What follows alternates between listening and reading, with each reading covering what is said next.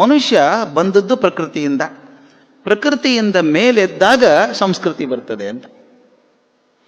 ಒಂದು ಕಲ್ಲು ಬಂಡೆ ಬಿದ್ದಿದೆ ಅಲ್ಲಿ, ಎಷ್ಟೋ ಶತಮಾನಗಳಿಂದ ಬಿದ್ದಿದೆ. ಗುಡ್ಡ ನೋಡಿದ್ದೀವಿ, ಊರು ತುಂಬ ಗುಡ್ಡ ಹೊರಗಡೆ, ಶತಮಾನಗಳಿಂದ ಹಾಗೆ ಬಿದ್ದಿದೆ ಅದು.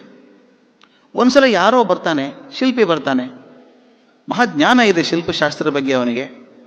ನೋಡ್ತಾನೆ, ಒಂದು ದೊಡ್ಡ ಕಲ್ಲು ಬಿದ್ದಿದೆ, ಏನು ದೊಡ್ಡದು, ಮೊನೋಲಿಥಿಕ್ ಸ್ಟೋನ್ ಇದು ದೊಡ್ಡದಿದೆ, ಒಂದು ವಿಗ್ರಹ ಮಾಡಬಹುದು ಅಂತಾನೆ.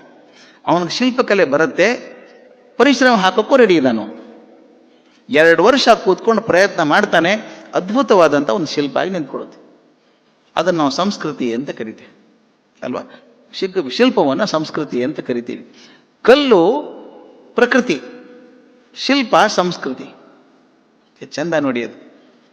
ಕಾಡು ಪ್ರಕೃತಿ, ತೋಟ ಸಂಸ್ಕೃತಿ. ಇವತ್ತು ಎರಡೂ ನೋಡಿದ್ವಿ ನಾವು.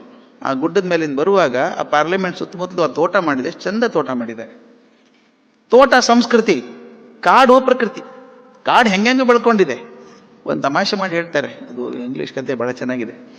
ಒಬ್ಬ ಮನುಷ್ಯ ಪಾದ್ರಿ ಹೋಗ್ತಾ ಇದ್ದಂತೆ ರಸ್ತೆಯಲ್ಲಿ, ಸುಸ್ತಾಗಿತ್ತು ಪ್ರಯಾಸದಲ್ಲಿ, ಒಂದು ಯಾವುದೋ ತೋಟ ಕಾಣಿಸ್ತು, ಒಳಗಡೆ ಹೋದ. ಅವನು ಕೂತ್ಕೊಳ್ಳಿ ಪಾದ್ರಿಗಳು ಬಂದಿದ್ದೀರಿ ಅಂದ. ಕುಡಿಯೋಕೆ ನೀರು ಕೊಟ್ಟ. ನೋಡಿದ್ರು, ತೋಟ ತುಂಬ ಚೆನ್ನಾಗಿದೆಯಪ್ಪ, ಭಗವಂತನ ಕೃಪೆ, ತೋಟ ತುಂಬ ಚೆನ್ನಾಗಿದೆ ಅಂದು. ಆ ಪಾಪ ತೋಟಗಾರ, ಹೌದು ಸ್ವಾಮಿ, ಭಗವಂತನ ಕೃಪೆ ಚೆನ್ನಾಗಿದೆ. 3-4 ಸಲ ಹೇಳಿದ್ರು ಪಾದ್ರಿಗಳು, ಭಗವಂತನ ಕೃಪೆ, ತೋಟ ಚೆನ್ನಾಗಿ ಸಿಕ್ಕಿದೆ, ಭಗವಂತನ ಕೃಪೆ, ತೋಟ ಚೆನ್ನಾಗಿ ಸಿಕ್ಕಿದೆ. ಅವ್ನು ಹೇಗೆ ಹೋಗ್ಬಿಡ್ತಾವ, ತಿರ್ಗಾ ಮರ್ಗ ಭಗವಂತ ಅಂತೀರಿ ಸ್ವಾಮಿ ನೀವು. ಭಗವಂತ ನಡೆಸ್ದಾಗ ನೋಡ್ಬೇಕಾಯ್ತು ಹೆಂಗೆ ಇಟ್ಕೊಂಡಿದ್ದ ಅದನ್ನು, ಗೊತ್ತಾಯ್ತಲ್ಲ. ಭಗವಂತ ನಡೆಸುವಾಗ ಹೆಂಗಿದ್ದ ನೋಡ್ಕೊಂಡಿಲ್ಲ, ನಾ ಕಷ್ಟಪಟ್ಟು ತೋಟ ಮಾಡಿದ್ದೀನಿ ಅದನ್ನ ಅಂತ.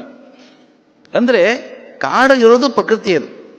ಆದರೆ ಅದನ್ನು ಪರಿಶ್ರಮ ಪಟ್ಟು ಒಂದು ಜ್ಞಾನದಿಂದ ಅದನ್ನು ಶಿಸ್ತಲ್ಲಿ ತಂದಾಗ ಅದೊಂದು ಸಂಸ್ಕೃತಿ ಆಗ್ತದೆ. ಅಕ್ಕಿ ಪ್ರಕೃತಿ, ಅನ್ನ ಸಂಸ್ಕೃತಿ, ಹತ್ತಿ ಪ್ರಕೃತಿ, ಬಟ್ಟೆ ಸಂಸ್ಕೃತಿ. ಎಲ್ಲರಿಗೂ ಗಂಟ್ಲಿದೆ, ಅದು ಪ್ರಕೃತಿ. ಅದರ ಸಂಗೀತ ಸಂಸ್ಕೃತಿ.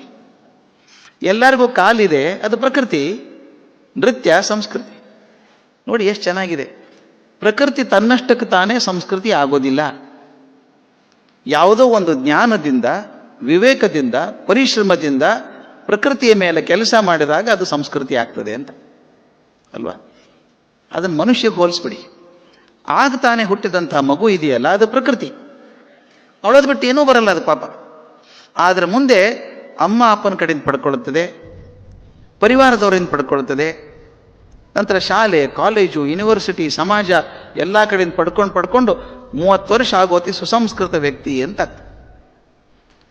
ಪ್ರಕೃತಿಯಾಗಿದ್ದಂಥ ಮಗು ಸುಸಂಸ್ಕೃತ ವ್ಯಕ್ತಿ ಆಗಬೇಕಾದ್ರೆ ಯಾವ್ಯಾವ ಸಂಸ್ಕಾರಗಳಾಗಬೇಕೋ ಆ ಸಂಸ್ಕಾರಗಳಿಂದ ಸಂಸ್ಕೃತಿ ಆಗುವಂಥದ್ದು. ಆ ಸಂಸ್ಕಾರ ಅಂದರೆ ಶಿಕ್ಷಣ. ಮುಖ್ಯ ಆಗಿ ಶಿಕ್ಷಣ ಅಂದರೆ ಸರ್ಟಿಫಿಕೇಟ್ ಅಲ್ಲ, ಡಿಗ್ರಿ ಅಲ್ಲ. ಯಾವ್ಯಾವ ಸಂಸ್ಕಾರಗಳಿಂದ ಪ್ರಕೃತಿಯಾಗಿದ್ದಂಥ ಮಗು ಸುಸಂಸ್ಕೃತವಾಗಿ ಬೆಳೀತದೋ ಆ ಸಂಸ್ಕಾರಗಳಿಗೆ ನಾವು ಶಿಕ್ಷಣ ಅಂತ ಕರೆಯೋದು.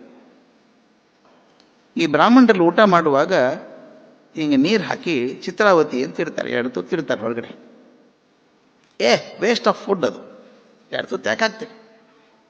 ತತ್ವ ಹೇಳ್ಕೊಡ್ಬೇಕು ನಾವು ಅವರಿಗೆ. ತತ್ವ ಏನು ಅಂದರೆ, ಮೊದಲಿನ ಕಾಲದಲ್ಲಿ ಡೈನಿಂಗ್ ಟೇಬಲ್ ಇರಲಿಲ್ಲಪ್ಪ ಮಾರಾಯ. ನೆಲದ ಮೇಲೆ ಕೂತ್ಕೊಳ್ಳೋರು ಎಲೆಯಲ್ಲಿ ಊಟ ಮಾಡಬೇಕು, ಮುತ್ತಗದೆಲೆನೋ ಬಾಳೆದೆಲೆನೋ ಊಟ ಮಾಡಬೇಕು. ಇರುವೆ ಆಗಲಿ ಕ್ರಿಮಿಕೀಟ ಹರಿದು ಬರೋ ಚಾನ್ಸ್ ಇರ್ತದೆ ಒಳಗಡೆ. ಅವು ಬರಬಾರ್ದು ಅಂದ್ರೆ ಏನು ಮಾಡಬೇಕು? ಸುತ್ತು ನೀರು ಹಾಕಬೇಕು. ಪರಿಶಂಚಯಾಮಿ ಅಂತ ಒಂದು ಬೌಂಡ್ರಿ ಹಾಕಿದೆ ಅಂತ ನೀರು ಹಾಕಬೇಕು. ಆಮೇಲೆ ಕರುಣೆ ಬೇರೆ, ಎಲ್ಲರೂ ನೀರು ಹಾಕಿದ್ರೆ ಪಾಪ ಅವು ಏನು ತಿನ್ಬೇಕು? ಅದಕ್ಕೆ 2 ತುತ್ತು ಇಡಬೇಕು, ಬಲಿಂ ದದ್ಯಾತ್ ಅಂತ ಇಡಬೇಕು. ಈ ತತ್ವ ಹೇಳ್ಕೊಟ್ರೆ ಮಕ್ಕಳಿಗೆ ಅರ್ಥ ಆಗತ್ತೆ ಹೊರತಾಗಿ ಸುಮ್ಮನೆ ಕುತ್ಕೊಳ್ಳೋ, ಬಾಯಿ ಮುಚ್ಕೊಂಡು ಮಾಡು, ನಾ ಮಾಡಲ್ಲೇನು ನೀನು ಮಾಡು, ಅದು ಅಲ್ಲ. ಸಂಸ್ಕೃತಿ ಬೆಳೆಸೋ ರೀತಿ ಅಲ್ಲ. ಆದ್ದರಿಂದ ಸಂಸ್ಕೃತಿಯನ್ನು ನಮ್ಮ ಮಕ್ಕಳಿಗೆ ಹೇಳಬೇಕಾದ್ರೆ, ದೇವತಾ ಧರ್ಮ ಮತ ಇದೆಲ್ಲ ಹೇಳಬೇಕಾದ್ರೆ ತತ್ವವನ್ನು ಹೆಚ್ಚು ಒತ್ತು ಕೊಟ್ಟು ಹೇಳಬೇಕೇ ಹೊರತಾಗಿ ಆಚಾರವನ್ನು ಒತ್ತು ಹೇಳುವುದಲ್ಲ.